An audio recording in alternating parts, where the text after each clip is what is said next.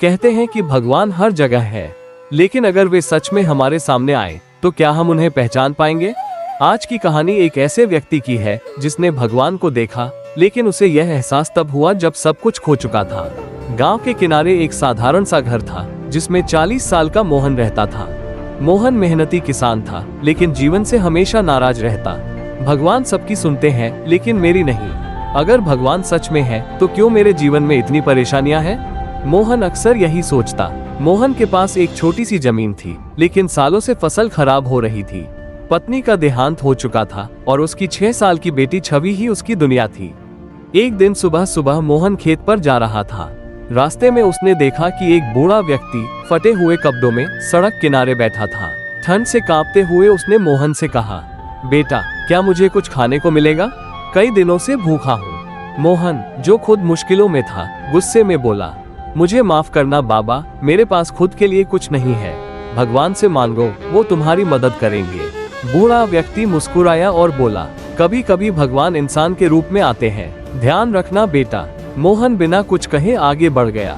उसी दिन दोपहर में जब मोहन खेत पर काम कर रहा था, एक गर्भवती औरत रास्ते से गुजर रही थी।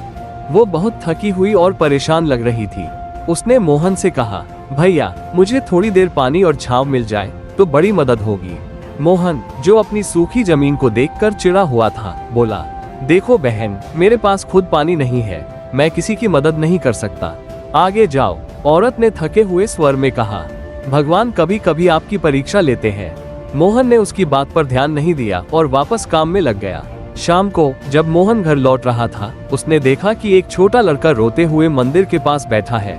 उसने उससे पूछा, क्या हुआ, क्यों रो रहे हो? लड़के ने कहा, मेरा रास्ता भटक गया है, मुझे घर जाना है, पर कोई मदद नहीं कर रहा। मोहन ने झुंझलाते हुए कहा, मुझे खुद अपने कामों से फुर्सत नहीं है, भगवान तुम्हारी मदद करेंगे। और वो वहां से चला गया। उस रात मोहन बहुत परेशान होकर सो गया। सपने में उसने एक रोशनी देखी। उसमें वही बूढ़ा व्यक्ति, गर्भवती औरत और बच्चा खड़े थे।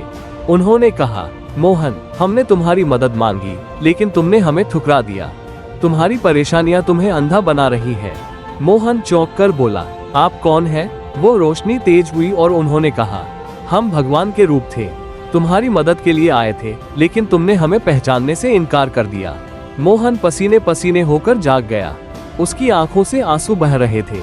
अगली सुबह मोहन ने फैसला किया कि अब वो हर किसी की मदद करेगा।